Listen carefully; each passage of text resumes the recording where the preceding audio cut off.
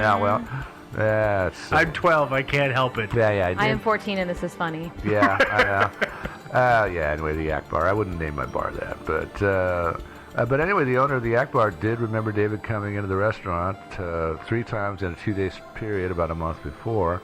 Again, she remembered him very distinctly. I mean, she posited that because she was Korean, he insisted on speaking to her in Korean, and they had some good conversations. And once again, white American who speaks Korean, that's in China. In China, that's going to stick in your Yeah. mind. Yeah, and she very positively identified him. And since there's no evidence that David was in Shangri-La before he went to Tiger Leaping Gorge, remember his email to his mother says, "I'm leaving Lijiang on a bus to go to Tiger Leaping Gorge." Right?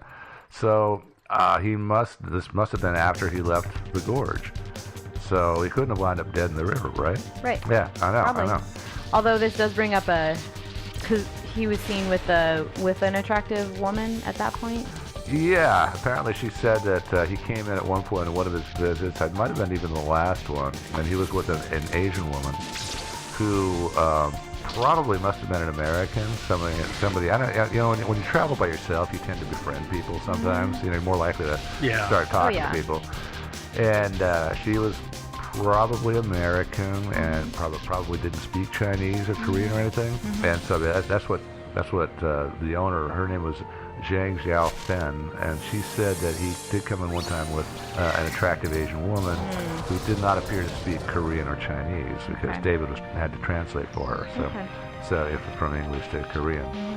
Yeah, so this might be the attractive woman that they talked about in the NK News article. But she didn't report that David and the Asian girl were like affectionate or holding hands. It was probably just one of those things where you're traveling and you get kind of acquainted with somebody for a little bit, right? Yeah. Oh, and also, by the way, another employee at the same restaurant remembers David too. So, and some other people around Shangri-La had seen David. So I think the Steddons did a pretty good job in proving that David didn't die on the high trail in Tiger Leaping Gorge. Yeah. And also, by the way, if he'd taken he probably would have wound up on the low trail, which is a road, as I said, instead of plunging into the river. Yeah. So I don't know. What do you guys think of the theory that he died in the gorge? Yeah, I got to give it a quarter star. It's just not. Any thoughts, Steve? No. I mean, it's the evidence is there to disprove the fall. I think so. I mean, there's too many things because he was too unique of a character. Yeah, I mean, if they had found just one person, just one witness, then I'd say, okay, well, maybe, But they seem to have found quite a few. And just let me show you here. You read the report, right?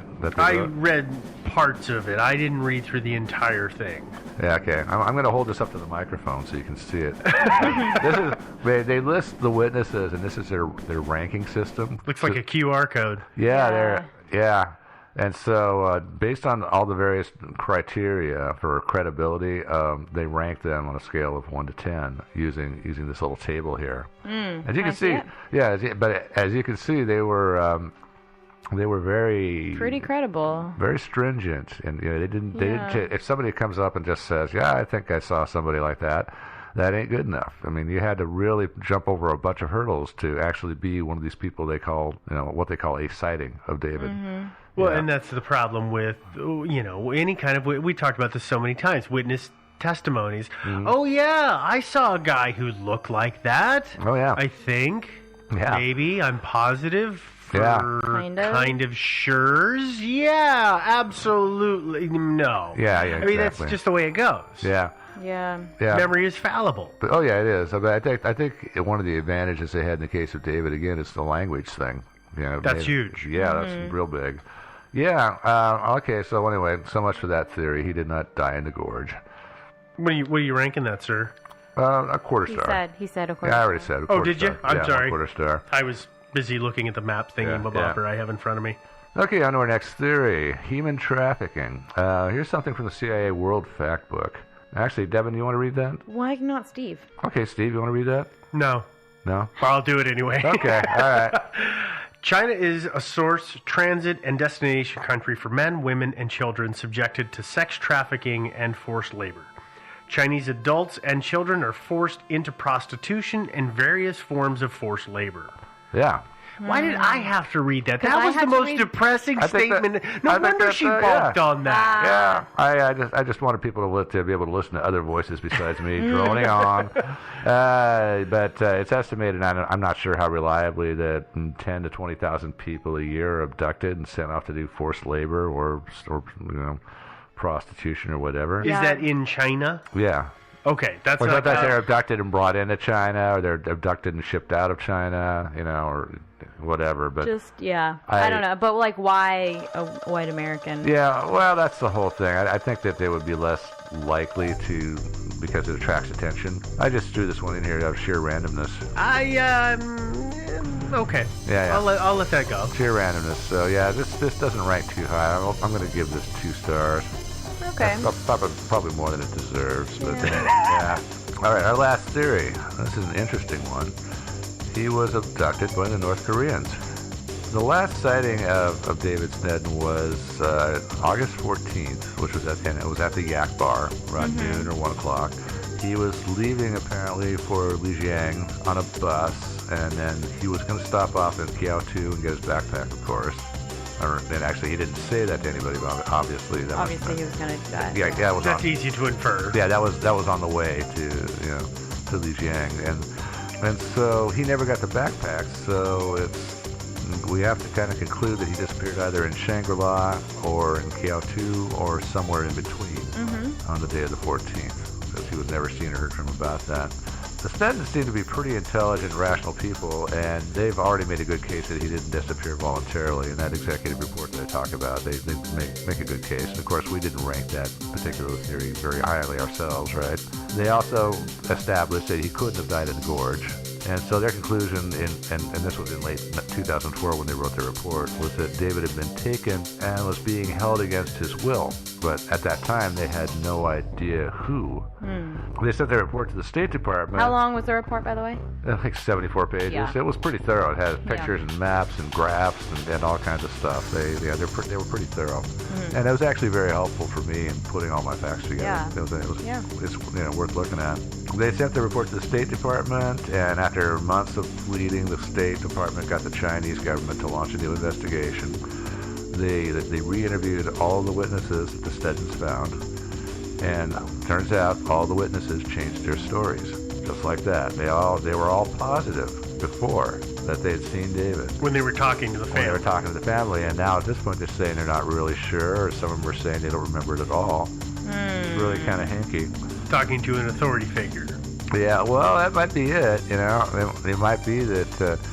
Again, there's been a lot of allegations of cover-up and stuff like that, but at the same time, in some of these countries, when the government shows up, you're more likely to say, "Oh, I don't really know," because you don't really want to get involved. I don't really want to get involved. So, it's hard to say, but people have alleged that the Chinese government is actually trying to cover this up.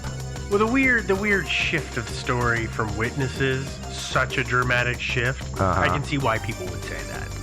Yeah. But I can also see why you would do that in that situation when suddenly you're faced with a couple of Chinese military men or policemen, and they've got that look on their face like, what did you see that you shouldn't have? I didn't see anything.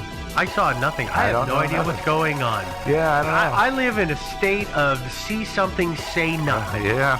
On the other hand, though, it could be that it's incredibly frustrating for the investigators in China, the Chinese investigators, who show up and say, all right, tell us your story. It sounds like you have something to tell us about this thing that can help us, crack this mystery open.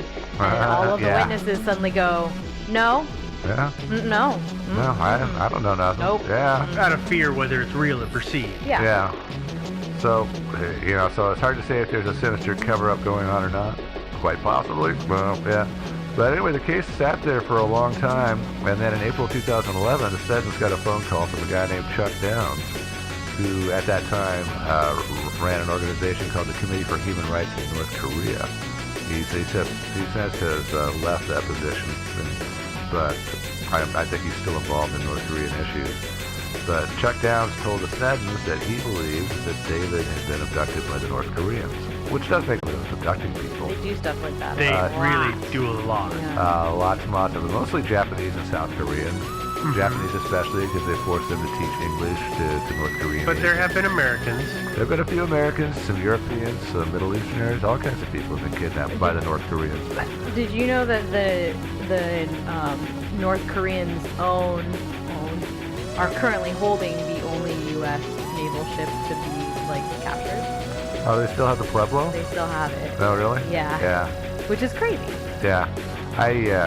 I've often wondered why the world puts up with North Korea. I mean, after several years ago when they sank that South Korean warship, just unprovoked, they just torpedoed it, sank it, killed a bunch of people. I really felt like the U.S. and the Japanese and the South Koreans should have gotten together and just sunk their entire navy. I'm not joking. I mean, that's sink every submarine at the very least.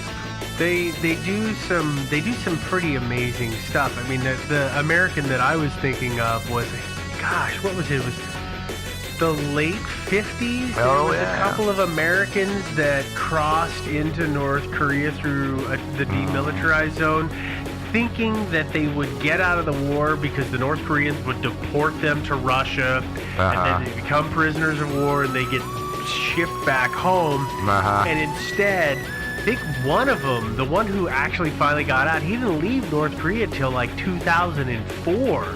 Exactly. And his wife is Japanese. Yeah. And they were basically put together. I think he was like a 30 or 40-year-old man by the time they were put together, and she was a 20-something. Yeah, they basically found this and they probably kidnapped her. She had to been forcibly taken. Yeah, he was. I believe he was one of their principal English teachers, teaching their spies all about English in America. He was. And significantly, he finally got out of North Korea, I think in July 2004, which is a month before David disappeared. Yeah. I needed another English teacher. I hadn't even made that connection. Yep. Yeah. What? Yeah. Great point. They lost. Yeah. So. Great point, Joe. Yeah. They no longer had their main English-speaking guy to teach everybody. Yeah. I mean, if they had gotten wind of David Snedden with his language skills, and also he would have been a great teacher for teaching people about American customs and society and stuff like that. Well, on a certain level, yeah. Yeah, you could at least teach him to impersonate Mormons. That's true. He'd be very good at that. Yeah. He would know English. He would know general customs. Oh, yeah. He would have general knowledge, which is just invaluable. And I'm sorry, but we live in an internet age. Even the government of Korea is going to have the internet to be able to use for their spies, even though they don't give it to their people. Maybe. Yeah. Not sure. Dishes everywhere. Yeah. I'm sure that Kim Jong-un at least gets access to the internet. Yep. Yeah. So yeah. He must, because he found out about the interview, so. Yeah, that's true. That's a funny thing about the interview, isn't it? Anyway, back up. I didn't even watch that movie. I didn't watch it either, but now I heard they were upset by it. Yeah, they weren't happy, but yeah, I wonder how they felt about Team America World Police. Let's go back to the story before this gets way off track. Yeah, so the actual evidence that Snedden was abducted by the North Koreans, well, there's not a lot. There's just one little bit. In May 2012, a Japanese group called the National Association for the Rescue of Japanese Kidnapped by North Korea. That's an actual thing. Yeah, that's a long heck of an acronym. That's a long name there. But in May 2012, they put some interesting information on their website, in which they said a North Korean defector who had previously provided reliable information to them had obtained Chinese security documents indicating that a 23 or 24-year-old American student was arrested in Yunnan province on charges of helping illegal residents, and that he ended up in the hands of 5 North Korean secret agents. Wait, what is that helping illegal residents bit mean? I'm not exactly. I've heard sure. Several interpretations. It's kind of vague. I mean, apparently there are illegal North Korean immigrants in there. They escaped the way underground railroads. Yeah, that kind of thing, an underground railroad, because they escaped. Obviously, in Korea, you're not going to escape into the south over the DMZ, right? Right. Yeah, and so so the only other way to do it is to escape across the border into China. And then from China, you have to travel till you can get to a friendlier country where you can escape from them there and go to South Korea. I believe it was 2004, for example, Vietnam allowed more than 400 North Korean refugees to leave Vietnam and go to South Korea, which apparently upset the North Koreans quite a bit. I can see why they'd be upset about that. Well, They don't want their people to leave. Well, you know what I got to say, though? If your country is such a friggin' paradise, why do you have to hold everybody prisoner? I'm going to shut my mouth. Yeah, okay. But anyway, yeah, so this happened again. It happened in August 2004 in Yunnan province to a white American around 24 years old who was a student. Could it be? This is in Kunming where this happened. Of course, if that is actually true, then what that means is that would mean the Chinese government had to have been involved, because if he'd been Kunming, that would have meant he would have stepped off in Kiao-tu and picked up his backpack. Because Kiao-tu was on his way to Lijiang, which is on the way to Kunming, which is where he needs to catch his flight. Yeah. Kind of a straight line, basically. Yeah. So since nobody, if this report is actually true, it kind of had to have been David, because there haven't been any other American tourists who have disappeared in China. These guys, apparently, according to these documents, the Chinese arrested him in August, held him for about a month, and then either let him go or eventually sold his information to the Koreans for a bribe. Or maybe for a bribe, they just turned him straight over to the Koreans. Yeah. And wait, and we have nothing that indicates A, who that person is, and B, if that really happened. As far as I know, we have nothing. Yeah, I just want to make sure, because suddenly I'm like, well, let's start going through. I hadn't even thought about looking for anybody else who had gone missing in that general area for anything. Yeah. I think that if they're correct that this was an American student and he had disappeared and it wasn't David, then we would know something about that. I mean, if some other American student had disappeared in China, we would have heard about it. Yeah. I'll be honest, though, it could have just been a white guy. And everybody just said, well, he was an American. He was white. Yeah. It could have been a Brit. But I mean, it's not just Aussie. students. I mean, it's like it was a 23 or 24-year-old American. Again, no Americans disappeared in China in 2004 other than David Stedden. Right. Right. So. Of course, this report is not necessarily true, right? It could be distorted. It could be completely fabricated. It could be whitewashed. It could be. I mean, we don't entirely know. But I did read an article, which actually, by the way, I got quite a bit of information from, and I rely on it quite a bit for our report here. Not quite so much as the family's report, but I've relied on it. But this guy named Chris Vogel wrote this article, which I mentioned already, in Outside Online. You guys read that article, right? Yeah, good article, right? Yeah. Yeah, and he wrote an article about Snedden, and he said in May 2013 he had an opportunity to talk to a Japanese cabinet minister about the association. That's the association of people in support of kidnapped Japanese and North Koreans. Except I got that wrong. But hey, National Association for the Rescue of Japanese Kidnapped by North Korea. There you go. I just didn't. I don't know how you couldn't remember that. I know. It's like about 3 sentences long. It's really intuitive. Anyway, this is cabinet minister. So he talked to this minister about the association's information. The minister's name is Kaiji Furuya. He said that he believes that the association's information is very credible. He also said that the Prime Minister of Japan, Shinzo Abe, also believes what the association is saying is true. So these are people at the top of the Japanese government. I think he also said something, the minister said something in the order of that the American government should be doing more to look into David Snedden's case. Okay, so I just want to interject a little bit here, though, is that at this point in time, Japan has it out for North Korea for taking people, because it was right around this time that Kim Jong-il admitted to kidnapping Japanese citizens. I believe it was who was he talking to? Do you remember this, Joe or Devin? He was talking to somebody specifically, and he was trying to foster relations between his country and Japan, and the topic came up, and the interpretations that I've read was that he decided that by admitting it, he would be admitting it, and then we would all just sweep it under the carpet and everything would be fine. And so he said, yes, we kidnapped 13 people over the years from your country. Yeah, 5 of them are still alive and 8 of them are dead. And 8 of them are dead. Sorry about We that. totally did that, Yeah. but oopsies. Now can we talk about some trade negotiations? And of course, I know. that got out. I know. And the public lost their minds. Can you blame them? No, not at all. No. But from that point, they've just got a axe to grind. Well, And of as well course, they they're going should. to tell everybody, Uh-huh. those guys are a-holes, Uh-huh. and we need to go after them. Uh-huh. And don't believe anything they say. Oh yeah, I think I do support maintaining lots and lots of sanctions against North Koreans because let's face it, they're a gangster state. When the only way they support, or the only way that that entire country survives is aid from the rest of the world. That's the worst part. Aid from the rest of the world, doing things like counterfeiting U.S. currency. I mean, Well, no, whatever. that's not aid. That's their side job. That's their little side bit. That is not officially in their their gross national product. Yeah, but they survive entirely on aid from other countries. I mean, I don't remember how many tons of rice get shipped to North Korea,